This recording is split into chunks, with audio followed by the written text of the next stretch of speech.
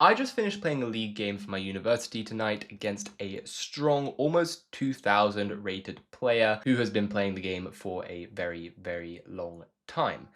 Now, in this position, it does look completely and utterly dead drawn. In fact, I would even argue that it looks like black might be on the worst side. But you'd be shocked to hear that actually it is black who is pressing for the win, and I was able to outplay my opponent from this position and grind out a win from absolutely nothing. And what's cool about this is that it's actually easier than it looks, and I'm going to show you exactly how I did it in this game, so that you too can grind your opponents down like a grandmaster. So the first thing I did in this position was I castled my king. I had to get out of this rook c8 threat.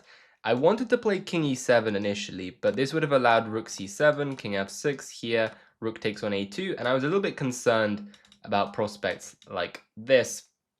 Although there may have been a move like rook d1, which could have been quite nice to deflect the rook away from the back rank. But I went for a slightly simpler option, which was just castling. My opponent played rook c7, going after my pawn, and I played rook takes on a2. And the interesting thing about this position, and quite a good endgame lesson for everyone to know, is that actually the side who has the 4 pawns on the same side has better winning chances than the side who has the passed b pawn. This is kind of an opinion-based thing because objectively the position is dead drawn if an engine were to play it out. Like, the engine could honestly just lose this pawn and say, I don't even care, and still would hold the draw with a 4 versus 3. But for human players, this is still quite challenging. But anyway, my opponent played rook takes on b7.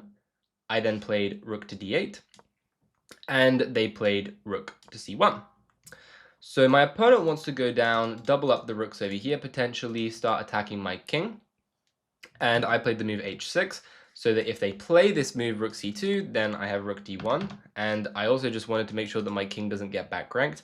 So there's a concrete threat here, which is like if they play something like b5, then I have rook c2, and I'm the one stacking up over here, and they wouldn't have a back rank checkmate anymore. And in fact, this position would be losing, because my opponent would have no way to go back to the defense of this pawn, other than capturing, which would also hang a back rank mate. So you can see there's a lot more juice in these rook endgames than you might at first think. And positions which often get written off as dead draws and where people, shake hands and move on, there's actually a significant amount of life left in them. So my opponent played g3 here. He doesn't want to get back rank mated. And I came up with this quite interesting move that I was very happy with, which is rook a5.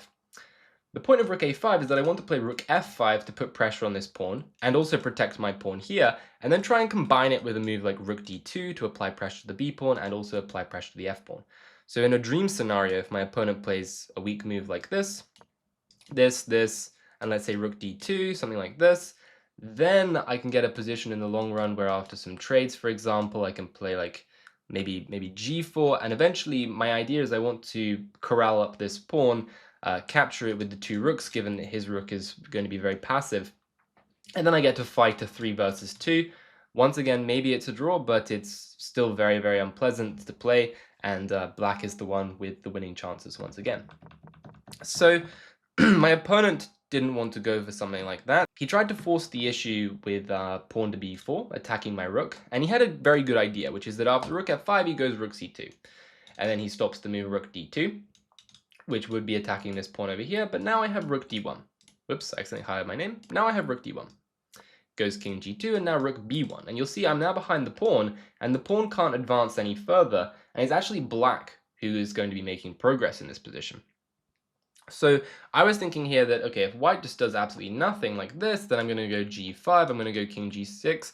In the long run, I'm going to play like here, play here, play here, and we're going to get a similar situation where eventually I might be able to corral this b pawn and then play once again a 4 versus 3 on the king side, which would be very, very nice for black. I think another important thing about this position is that my opponent actually thought he was playing for the win, which is a very, very interesting mindset to have because we were both playing for the win. Except I don't think he quite understood that the b pawn never really gets there. The b pawn can never really promote because I always have my rook behind it, and as long as my king cannot be checked by the rook from behind, then the pawn will never promote. But anyway, I start expanding with g5. which now stops his ideal construction with pawn h4, because if he goes h4, then I'm going takes, takes. And this split structure looks quite unpleasant. I might play like rook b3. And I can start going after the pawn like this. I can start going after the pawn like this. And already it's getting hard to win again. The interesting thing about these positions, by the way, and part of the reason why I think the engine is very, very deceptive is because the engine says zeros to everything, right? So the engine is saying zeros to this, the engine is saying zeros from the very start, the engine essentially says 0, 0, 0, 0, 0, but the way that I want you guys to think about these endgames is the number of moves that maintain the zeros and how easy those moves are to find. Because losing these rook endgames is kind of like a death by 1,000 cuts.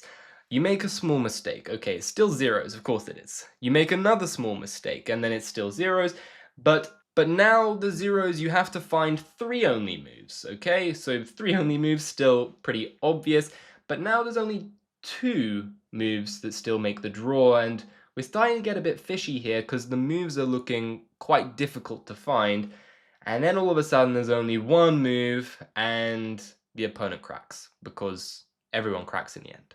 Other than Grandmasters, or like strong international masters, or maybe some other masters as well. The masters, the thing that separates them is that they don't crack, number 1, and they also find the moves that keep the position easy and don't make them under pressure in the first place. But alright, let's get back to what was actually played in the game. He went rook c3. His idea was that he wanted to play rook f3, exchange, and then he was like, okay, this position is dead draw. I'm going to trade off 1 rook from the board, and at the very least, I'm going to be the only one pressing because I have a passed pawn. Well, this isn't quite correct. I play g5, he goes rook f3, I trade it, and play king g7. There was an interesting moment. I wasn't sure whether or not this idea was good. Rook g1 takes. I thought maybe he can go for rook c7, and after rook b3, play rook c4. And this is why I rejected this line, because I thought potentially his king might run all the way over, and it might be a bit harder for me to make progress. Now, I think this, I mean, once again, engine says zeros, but maybe this wasn't as impressive as I thought it was for him. But anyway, I just played the simpler move, which was takes, takes, and then king g7. And my point is that the king can never really come over here and help, because in the time I'm going to take all of your pawns, and then you're going to be in a little bit of trouble. Like, if you went king e4, for example, I can play this, and the king has to go back. If the king continues marching over, I play rook f2. If the king continues marching over, I can play rook takes on h2. If he takes it, I can play rook g2. And all of a sudden, yeah, maybe I have to sacrifice my rook. Maybe I have to give up the rook for... maybe I check first. Actually, something like here. And then rook c8 so I can get behind. And I will have to sacrifice the rook eventually for this pawn. But I have 4 passed pawns against a rook. Like, the rook is not going to be able to defend. I just go g5, h5, h4. Something like here. h5 here. Rook b7 takes, takes. I can play h4. If he goes here, I can play f5. You know, like these passed pawns are just complete menace. I'm going to get 2 pawns on the third. And if you know anything about rooks versus pawns, 2 pawns on the third is always a win because one will sack for the other. So I'll just show you guys. Something like here. If he wants to go here, here, and now you can see that 1 pawn will always make it. You lose 1 pawn, but the other one queens. Something like that. So he couldn't go for really a position like that where he runs the king all the way because it's a bit too slow. I win basically every single pawn, and then my 4 pawns will beat the rook in the long run. But in the game he played, he kind of waited around. He started pushing his pawn up the board a little bit, which, you know, it makes some sense. But at the same time, I think white at this point, funnily enough, should say goodbye to the pawn.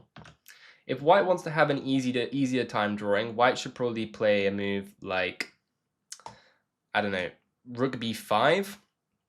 And then after this, they can play like rook c5, say goodbye to the pawn, and try and play like rook e3, just to hold the third rank and attempt to draw this position, which still, it's going to be tough, it's going to be painful, but at least white has a clear objective and doesn't have it mixed up in their mind that he's trying to play for the win. which oftentimes can lead to playing for the loss in these rook endgames.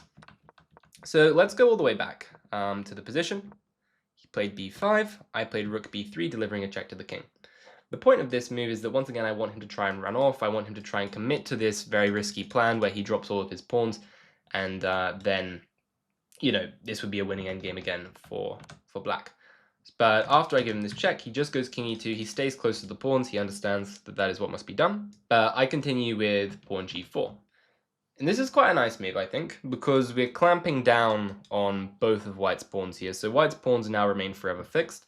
White, you can see, because of this g-pawn, has been unable to get the golden structure with pawn h4. If we go all the way back here, if white had played a move like h4, white would have had the golden structure. This nice pawn chain here, and it would have been a lot harder for black to make progress without getting one pawn trade. For example, if black goes g5 and we get takes, now white can actually say goodbye to the pawn quite quickly. So like white might play b5, and then after takes, this is a much easier position to draw than the 4 versus 3. The 3 versus 2 is quite simple.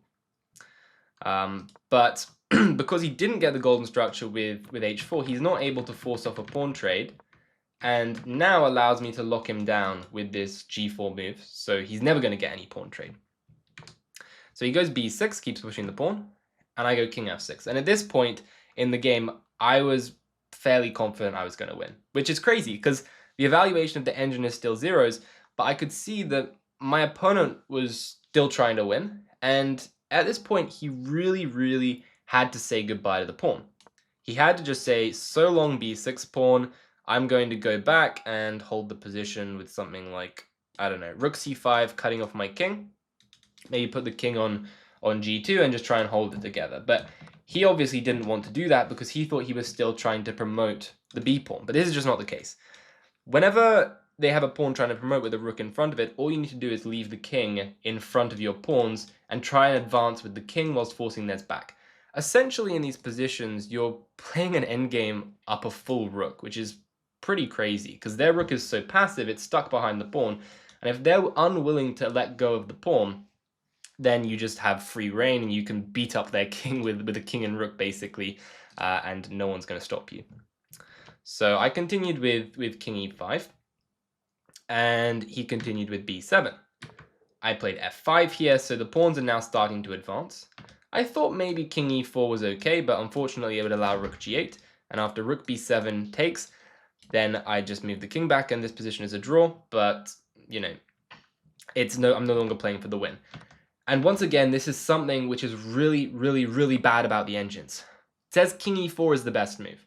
King e4 is not the best move. King e4 instantly gives up the draw, right? So I can't be playing king e4 if I'm trying to win the game. But the engine says everything is a draw. So it doesn't understand the nuance of being a human player and having to find less winning moves or more winning moves in the position. So anyway, instead of playing that, I played f5, making this pawn chain here, nice pawn chain. And if he goes after my h6 pawn, well, this is quite a different story, because after takes, I can play this one, I can play this one, and after this move, it's fairly unclear how exactly white is drawing this. Like, engine is saying zeros again, but this position looks nasty. Like, it looks horrible for white to try and hold. Like, what is white doing here? King g2, I guess it's zeros, yeah? But from afar, this can look quite scary to go for. And once again, the big thing here, my opponent believed he was still trying to win. So he played the move king d2. This allows king e4, and now my opponent does not have an easy bailout anymore, because my king is running in, and I'm going to take all of your pawns. If you go rook h8, well, now it's a different story. Takes, and I can go king f3, takes, and I'm coming in and taking all your pawns. If you play something like this, then I can just play, I guess, rook d7, force the king away, king here, takes, this pawn is dropping, and the king is completely stranded and cut off from this pawn, and this is going to be a very simple win with just a king and a pawn on the g file ready to promote. So now it's getting very dire, actually.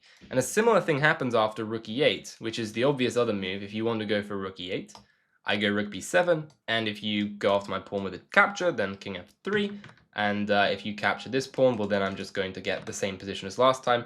And if you go like rook e5, attacking my f pawn, then I go king f2, rook f5, and a nice move here, king g1. The reason why, by the way, king g1 and not king g2 is a winning move is pretty crazy. The point is that after rook h5 here, then, like, say, rook b6, I can never really capture this pawn on h2. But if I go king g1, then I'm maintaining the ability to do this x-ray here, so that after rook h5, there's rook b2 takes, and then rook takes on h2. And this is a winning position now, because my king will just walk back up and capture the g3 pawn. So some pretty cool stuff there. Only king g1 wins, not king g2. This is a very nice tactic if anyone wants to give this to like their student or something. Pretty cool position. Okay, so going all the way back, it's getting very, very dicey. Opponent's only move now, after king e4, to hold the position, by the way, is rook a8. Rook a8, exclamation mark, the only move that doesn't lose the game. He has to say goodbye to the pawn, and then he has to play king e2, another only move. And then he has to accept the check, play king f1, and after king e5, which I think is quite a logical idea here, just bringing the king back to regroup, he has to find rook h8 only move.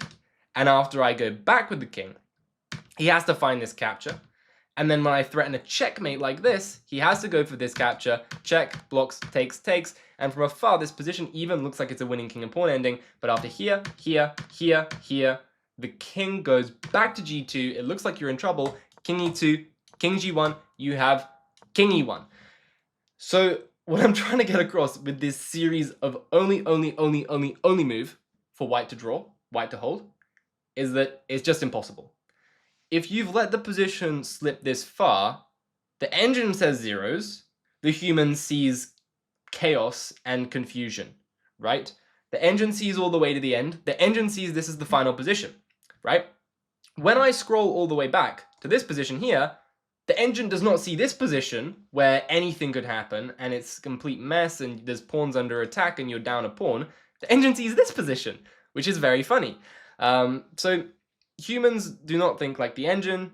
I've been drumming on about this for quite a while now in this video, but this is why you simply cannot trust them, these engines, for teaching you endgames, because you're not going to win a game by putting up no pressure and just accepting draws in these so-called drawish positions. Okay, but instead of going for that insane line after king e4, my opponent cracked. He played king c2. And now the game is over. It's crazy, but the position is now a win for black by force. I play rook b6, one of the two winning moves.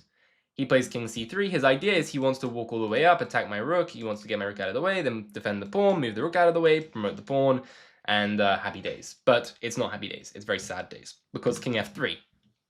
And now I'm coming in and I'm attacking all of your pawns. He plays king c4. This, I don't even know why this is given a mistake. The game is already lost. Everything is losing. Yeah, this isn't even like a final nail in the coffin. The game is over. I played rook b1. He went king c5, continued with his plan. I played king takes f2. By the way, the reason why I played rook b1 is because it doesn't really make a difference whether or not I move rook b1 or play king takes on f2 first, but I kind of like just having my rook further away. It just feels a little bit better, and if there is some kind of move order shenanigan, I think that having the rook on b1 would be safer. So I thought my opponent might go king d6 here, but after king g2, takes it, king h2, takes, this position is also losing, which I had calculated. Because after here, there's rook b6, protecting the pawn from down here. And after here, here, rook b5 now. And the passed pawns make it through. And you can see that white's rook is totally useless. White's king is paralyzed. And it's really, really nasty position. So I play king f2. He keeps advancing up the board. And now he plays rook h8. He's going after my h6 pawn, but mostly just trying to promote this guy. I captured the pawn on h2. I have no idea why this was given inaccuracy. It's the top engine move. The chess.com review engine is bugged out. I thought he might play rook takes on h6, but then after king takes on g3 takes here, just f4, and there's no way to play rook b6. You can't teleport over, and after he goes here, you have to be kind of careful because you might screw it up if you allow rook b6. But there's just rook takes on b7 takes and f3, and the pawn is going to march through. Two passed pawns like this against the rook win every single day of the week, especially when the king is so far away. So here my opponent decided to queen. I took it, and you'll notice this is very similar to the position where I said, yep, black has 4 connected passed pawns, so black is going to win the game. And funnily enough, black is only just winning, but unfortunately in king and pawn endings, much like king and 4 pawn versus rook endings, only just winning is also completely winning. So he played king d6, forcing me to find the only move f4. So by the way, once again, king d6, really good try from my opponent because it forces me to find only one move. The engine is saying the best move here is rook b3, but rook b3 allows black to make like 2 or 3 winning moves, right? So yeah, I don't know, just it's so ridiculous. They need to add I think they should try and add like some kind of branching thing to the engine where if you force the opponent to find only one winning line and there's moves of equal evaluation, that one should be considered a better move than the other one. But that might be an interesting thing for chess.com to try and add. I'd be very, very happy for them to add a feature like that. That would be pretty cool. But anyway, my opponent goes king d6, forces me to find f4. They capture it. I play f3. And they play king f5, but just f2, and the pawn makes it. So like if they play rook b3, king g2 here, they don't have time to take it because I'm queening. And if they decide, I don't even know, like to try and pin me, then I just have g3 should be enough to win. Like king h4, I guess I can just go h5 here, and then like king g1 here, and queens would be winning. And also if they go here, then queens takes, and the other pawn makes it through. So pretty cool endgame, I thought. I'll only repeat it one more time, but the thing I really wanted to hammer home from this game is that dead drawn positions are possibly not quite as drawn as you think. And also, don't always trust the engines, especially for evaluating your endgame play. Because if the engine took a look at this game, this is what the engine's analysis of my game is. So you've heard my analysis. Do you want to hear the engine's analysis? Draw, draw, draw, draw, draw, draw, draw, draw, draw, draw, draw, draw, draw, draw, draw, draw, draw, drawn position, drawn position, drawn position, white loses. So that's very insightful analysis from the engine. I hope you enjoyed that, and I hope you also enjoyed my analysis.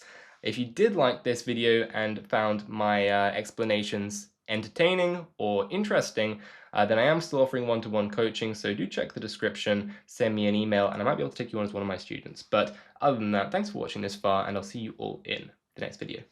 Bye!